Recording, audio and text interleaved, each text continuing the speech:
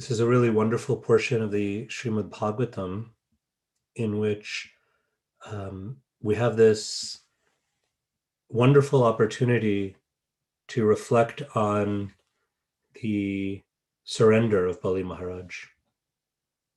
In fact, Bali Maharaj is considered to be the embodiment, the exemplar of what's called Atma Nivedana. Some of you may have been able to attend our Pathways to Perfection series some time ago. And in that series, we looked at these different pathways or processes of bhakti that are especially glorified, and that the acharyas explain each one of these pathways has an example to follow that we can learn from, that we can't necessarily imitate, but we can aspire to follow in their footsteps. And for the ninth of these 9 pathways, Atma Nivedana, we have Bali Maharaj. So Atma Nivedana is often translated as self-surrender or the offering of one's own self. The word Atma can be translated in different ways. Often we're used to thinking of it in terms of the soul, or what's sometimes called the true self. But Atma can also refer to any sense of identification. So sometimes, although it's a little confusing, sometimes you'll see even in Shastra, like for instance, even in the Gita, in certain places, Krishna will use the word Atma to denote the mind, to denote even the body. And of course, on the ultimate level, the Atma is our true self. But any conception of the self is Atma. And Atma Nivedana, in its fullest expression, then, is offering every sense of identity, or as Srila Prabhupada comments on in this verse, in the purport to this verse, any sense of proprietorship, any sense of who I am and what mine is. This idea of, in Sanskrit, what's called mamata, minus, right? With the sense of I comes a sense of my, and all of that sense of I, that sense of my, all of that, when we can learn to surrender that, when we can learn to place that at the lotus feet of Krishna, that is Atma Nivedana. But what's really interesting, and what I'd like to focus on this morning, is what we find in this verse, that the true Atma Nivedana, in one sense, what Bali Maharaj is actually glorified for is not simply, as we often think in this story, offering everything in all of the worlds and then ultimately offering his head for the Lord to step on. Even beyond that, what we learn from this verse, what we learn from this wise, realized wife of Bali Maharaj, who's speaking here, what we learn, or what we realize, is Atma Nivedana really happens when there is a shift in our consciousness, when there's a shift in our conception of what actually is mine, who actually am I. When we're still thinking in terms of ourselves as separate from the Lord, when we're still thinking of ourselves as possessing something that belongs to us, that is ours to either enjoy or give, then we are in that conception that Srila Prabhupada describes in very strong terms here in the purport as being the hallmark of demoniac consciousness. That may seem really strong, or that may seem really harsh. But if we think about it, and if we're honest with ourselves, right, what does it really mean? What is the bottom line, baseline thing that separates this sort of demoniac consciousness from divine consciousness? We're tempted to think in terms of externals. We're tempted to think in terms of we have this kind of stereotype conception of demoniac consciousness maybe as being like, very kind of like classically villainous. Sometimes we even depict like the demons as having like big horns and, it's kind of frightful, ghastly expressions and being these ugly, monster-like creatures. But in terms of consciousness, demoniac consciousness, it's so subtle. It can externally, we can appear to be doing all of the right things. But if that consciousness is there, that we are actually the ones who are at the center, and that we are actually the proprietors of everything, then even when we're performing a noteworthy, kind of externally speaking, very noble, very praiseworthy act, like giving in charity, which so much of this chapter has talked about, even when we're doing that, um, we're still betraying our demonic consciousness. We're still locked in that consciousness, and we're still actually not at the point of real surrender, real Atmanivedana. Of course, we're all taking steps towards there, so it's better to do something good than to do nothing at all. But really, if we want to take this to the level of bhakti, if we want to take this to the level that the Bhagavatam is leading us to, beyond all sort of mixed conceptions, if we want to go to the level, or at least aspire to the level of pure bhakti, what is pure bhakti? Anya bilashita shunyam, jnana karma anavritam. That real bhakti, pure bhakti, we can say, is free of any other motive, and it's free of um, the mixture of karma or jnana. When we're under these conceptions of karma and jnana, we're still thinking in terms of being the proprietors. We're still thinking, we still have ourselves in the center. In the conception of karma, it's our enjoyment of the things of this world that's at the center. So we think of ourselves as the proprietors in the sense of wanting to enjoy. And when it comes to jnana, or jnana vairagya, because wherever there's jnana, there has to be actually vairagya, or renunciation, detachment.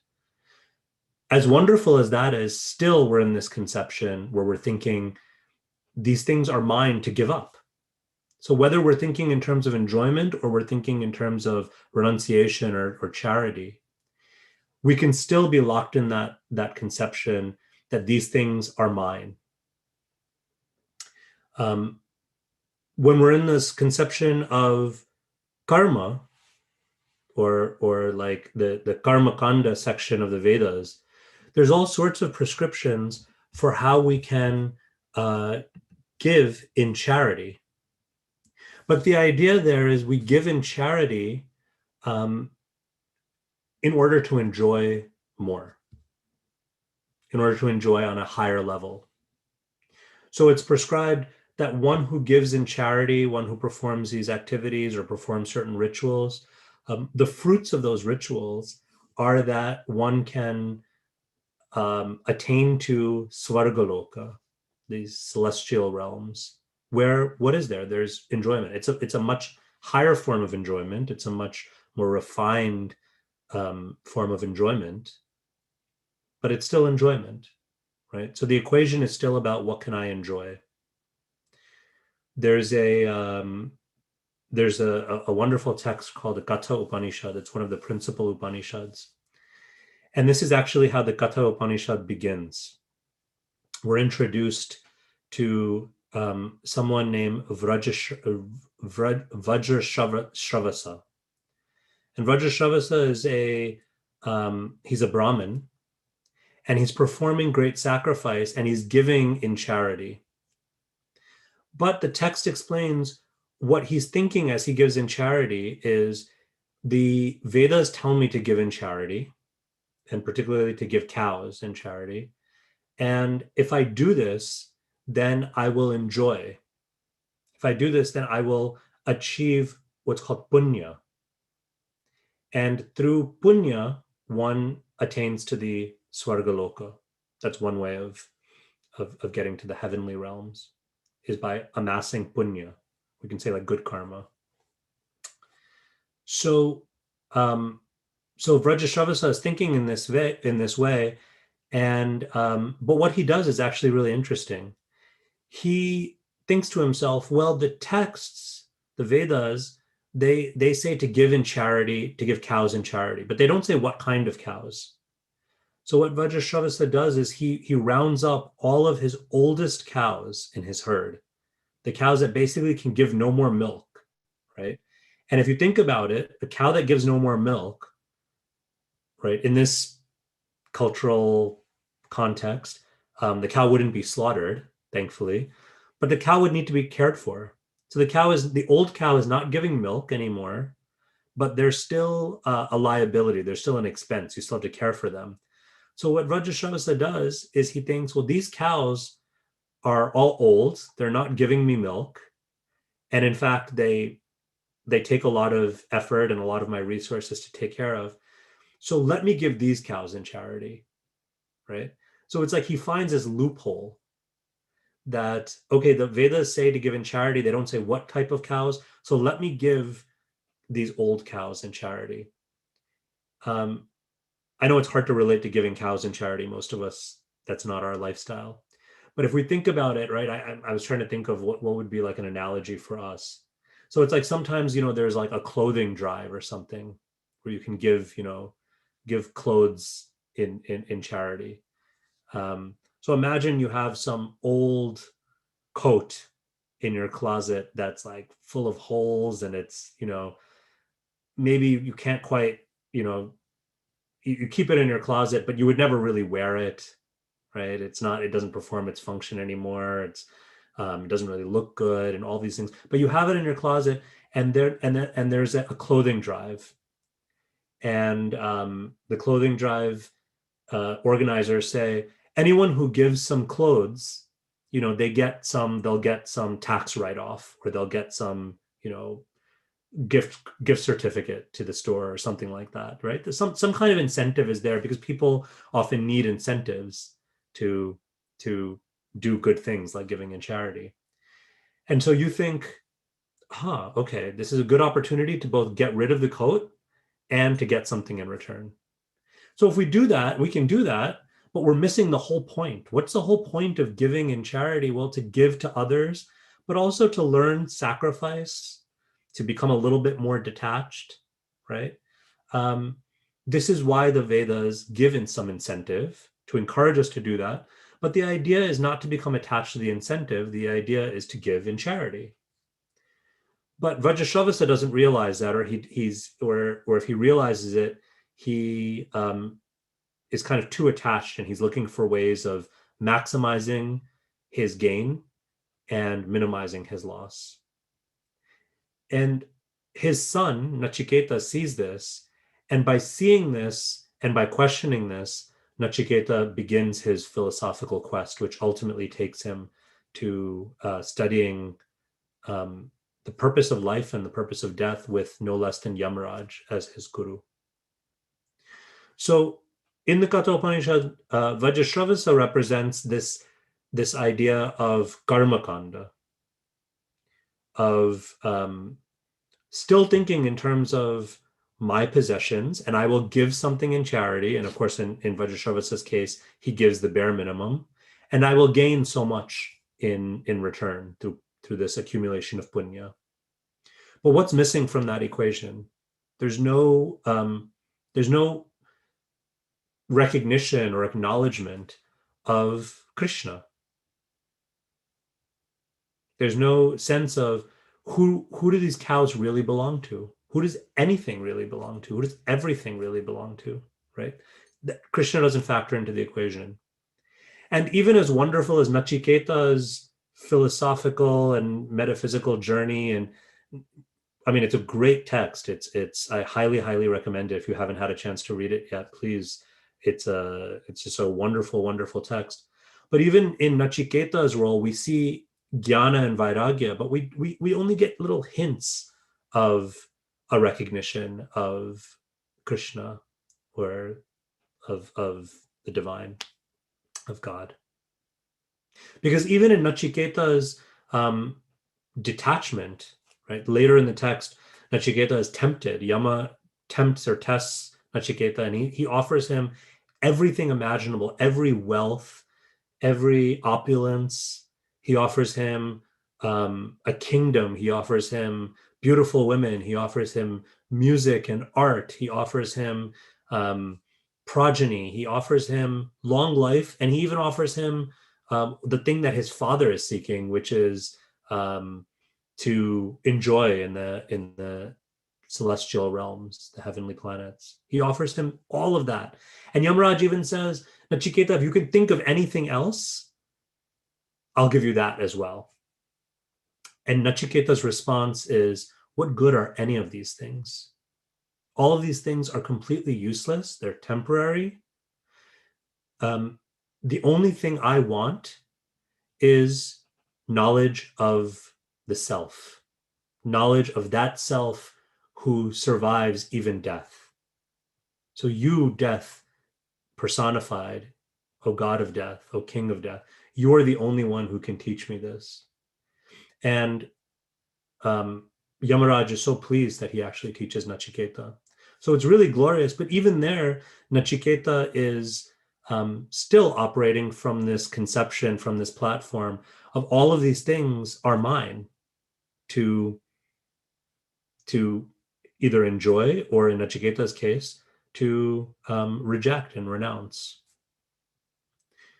But even that renunciation, or as we see here, even Bali Maharaj's attempt to redeem himself on the basis of giving in charity, there's still that tinge of it belongs to me. And this is what's being called out in this verse.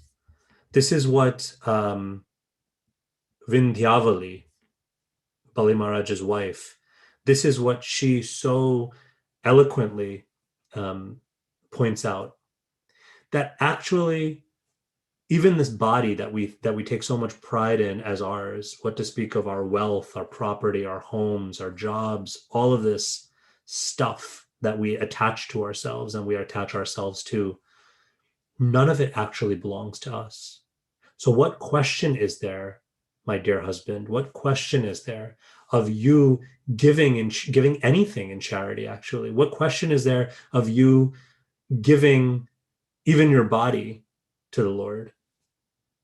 Because it's not your body. It belongs to the Lord. All you're doing, the only thing you can give, and the only thing that we must give from our hearts is this conception of being the property of the Lord. That's the only thing we have to offer of our own free will from our own hearts, is this recognition that, Krishna, I'm yours.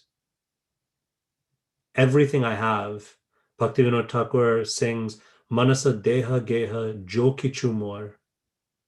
Whatever I have, my mind, my body, my words, my home, my family, my possessions, my so-called possessions, my occupation, my talents, right? We think of this idea sometimes in very external, very gross terms. Okay, I have some property. Okay, it belongs to Krishna. Okay, I have some money in my bank balance. It belongs to Krishna. That's true. Although sometimes we say it belongs to Krishna and we don't necessarily act on it. But even more subtly, right? Even the talents and gifts and qualities, the things that I really deep down inside have internalized and have attached myself to and think of as mine, all of that actually belongs to Krishna. So if all of that belongs to Krishna, then what is there for me to enjoy and what is there for me to give up? If everything belongs to Krishna, then I am a caretaker. And my enjoyment is in nicely taking care of Krishna's divine property, Krishna's blessed, sacred property. I don't seek to give it up in the sense of it's not like I don't care about it or I just discard it. But nor do I seek to enjoy it for myself. Instead, what do? I recognize, or at least I try to recognize, and I try to remind myself, this is Krishna's sacred property. So how careful should I be with it? How much should I honor it? Like we talk about prasad, we honor prasad. Um, Sometimes we even talk about actual possessions, right? Like you maybe like you have a book, and in the book you write care of so and so, right? Care of Gaur Sharan Das. So what does that mean, care of? In one sense, that means you recognize this book doesn't actually belong to me, but it belongs to my most beloved, dearest friend, well-wisher, parent, master. So how careful should I be with this? When we really love someone, we treat their property even more nicely than we would treat our own, in one sense, right? Um, if I have a sense that this phone is mine, then I may treat it well, I may not. Maybe at first, when I first get it, I treat it very nicely, and then I get used to it after a while, and I just start throwing it around, and I don't really, you know, I don't really take good care of it. And if the phone, if I think this phone belongs to no one, it's just garbage, it's worthless, it's nothing, it's useless, then again, I don't treat it very well. But if this phone, right, if I know this phone belongs to Gail, and Gail is such a dear friend of mine, and I love and respect her so much, and she has entrusted me with this phone. She's given me this opportunity to take care of this phone. And I know how much this phone means to her. I know how useful it is to her. I know how valuable it is to her. So in the time, let's say she gives me the phone for a month while she's traveling, and she says, just take care of this phone, and I'll see you in a month. I'll pick it up in a month from you. In that month, how nicely will I take care of this phone? How much will it occupy a very special place in um, in my life and in my consciousness? I'll think about the phone. I'll be aware and conscious. Okay, where is the phone right now? Um, is it operating properly? Does it have any scratches on it? Right? I'll care for it even more than I would care for it if it belonged to me. Um, but in doing so, it's not that I suddenly become enamored and obsessed with the phone itself. Every time I take care of the phone, every time I think about the phone, every time I'm conscientious and responsible when it comes to the phone, it's another opportunity for me to think about and to appreciate and to express my love for my friend Gail. So if I can do that, if we can do that with each other, how much more so Sri Krishna, who's described as the Lord of everything, the source of all, who is the actual proprietor and maintainer and enjoyer of everything. So this is the conception of bhakti. The conception of bhakti is that everything belongs to the Lord. I am the caretaker of the Lord. So whether it's in the form externally of enjoying, or whether it's in the form externally of practicing detachment, either way, what I'm actually doing is I'm actually caring for the Lord's sacred property. And this is actually the glory of Bali Maharaj, that he was led to this realization, that his surrender, his real Atmanivedana, is not just the surrender of or the giving in charity of physical wealth, of land, of the air, the sea, the heavens. It's not even the act of physically bowing down and offering the Lord his head as a resting place, although that's a beautiful image. But the real offering, the real culmination of his Atma Nivedana is this complete shift in consciousness that Vindhyavali is speaking of in this verse. This conception that, Lord, everything I have is yours. Everything that I may claim to possess is actually yours. So, my dear Lord, please simply be satisfied with this offering of that which is yours to begin with. We still make the offering because the offering is an opportunity for us to express our love. But ultimately, we understand that whatever we may claim to offer, it belongs to the Lord anyway. There's a beautiful prayer in Hindi that is very traditionally and typically sung during the arti. There's one line from this prayer, Om Jai Jagadish Hare. Some of you may know this, very popular, common prayer. There's one line towards the end where the poet prays. He says, "Tan man dhan sab kuch hai tera, Swami sab kuch hai tera, tera tujhko arpan, kya lage mera."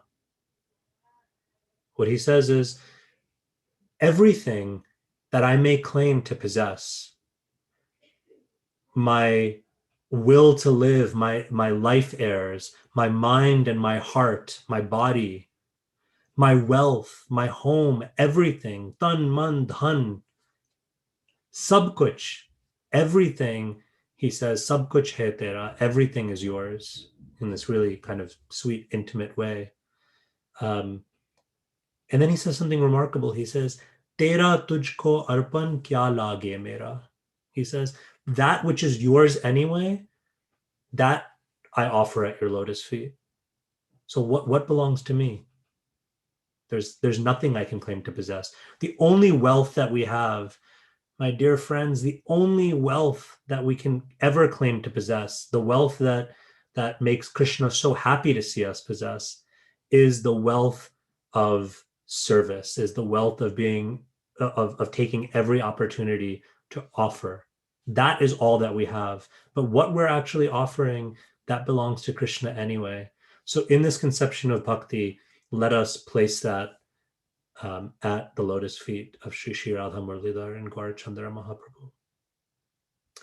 Thank you so much. I'll close there. I think we have a few minutes for questions or comments before the greeting of the deities. But thank you all so much. Thank you, Venkata Bhatta. It was amazing how you brought this concept that everything actually belongs to Krishna, and our consciousness and the desire to actually serve Krishna is our real property, and that is what we can actually offer to Krishna. Thank you very much for the line of thought, and it's inspiring. If anybody would like to ask a question or a comment, please feel free to unmute yourself and share. Sure. Hi, Hari Krishna. Okay. And I'd like to thank you for a really great class that I enjoyed. I'm just curious, at the beginning you mentioned that it's written in this age, the agnostics, the philosophers, thinkers. When you said politicians, at least like in the United States, because I don't know about other countries, in the United States, it's been proven by opinion polls that most people would never accept a president who doesn't believe in God, and that almost every politician in this country proclaims their belief in God. So I'm just curious if you want to comment on the fact that it doesn't seem that politicians are agnostic, at least not superficially on the outside. Yeah, thank you for the question. We didn't get a chance to talk about it so much in the class, but if you in that purport, Srila Prabhupada uses this word agnostic. It's actually not in the verse itself, but it's Prabhupada's sort of understanding or translation of what the kind of the concept of the conception that's being talked about. But Prabhupada in that purport speaks about politicians being agnostic as well. And as you pointed out, Prabhu, that at least externally, most politicians do claim to be believers. My understanding of this is that when Srila Prabhupada is speaking about this agnostic conception in this purport, or when Vindhyavali is speaking about the conception in the verse, it's not so much agnostic in the sense of what we may profess, superficially, or what we may profess officially. Like, as you said, so many politicians do profess their religion. Whether that's because they honestly have some affinity for that religion, or whether it's because it's politically expedient to do so, that's another matter, right? And it may be a little bit of both, for being honest, right? Because in this country especially, right, it's almost like, can you really be elected without professing to be a religion, or more specifically to be Christian. But even when there is some genuine connection to a faith, I think what this purport is challenging us is to go a little bit deeper. That if we claim, and this, forget, and what to speak of politicians, but even for ourselves as devotees, I'd like to challenge us, if we identify as devotees, we're still not off the hook. It's not that, oh, well, those agnostic politicians over there, but I'm not an agnostic or a politician, so this verse doesn't apply to me. No, actually, it's an invitation to think about how I also have this agnostic or skeptical, doubtful kind of mood, even as I claim to be a devotee, that I also am spending so much of my time, and I'm approaching my life so much saying, this is mine and that's yours, and don't take mine, and I'm going to take yours, and I'm going to give this, and I'm going to do that. So that consciousness is what needs to shift. And so even in the case of politicians who may claim to be believers, and they may even identify themselves and participate in their religious organizations, that's wonderful. And that's still, that doesn't sort of let them off the hook of what's being talked about here, that there's still room to grow as far as moving away from this, what Prabhupada calls the agnostic conception, and moving more towards a conception of actually recognizing that everything belongs to the Lord. And so even in my role as a leader, let me be a servant and caretaker on behalf of the Lord. So that, I think that we all have work to do there, including our politicians. I hope that's okay.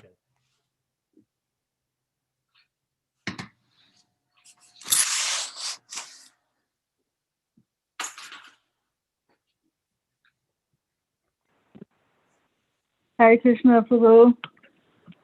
Hare Krishna. Well, first of all, thank you so much for taking care of my phone. Anybody who knows me knows how possessive I am of my possessions. So really appreciate that, and my phone is like paramount.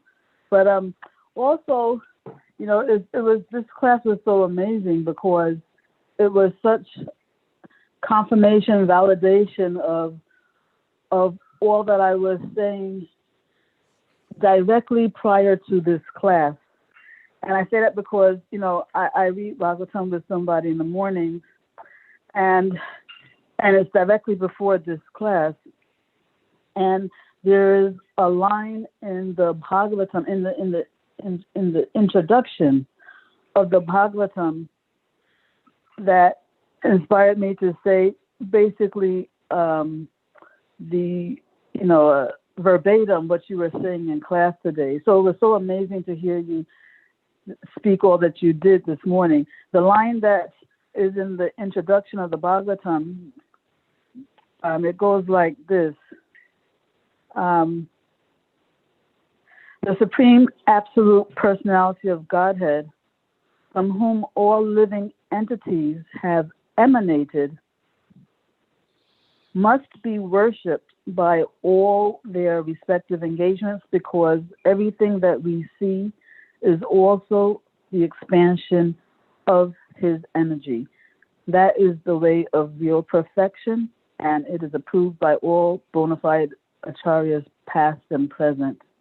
And so that line just made me go into this whole thing about how,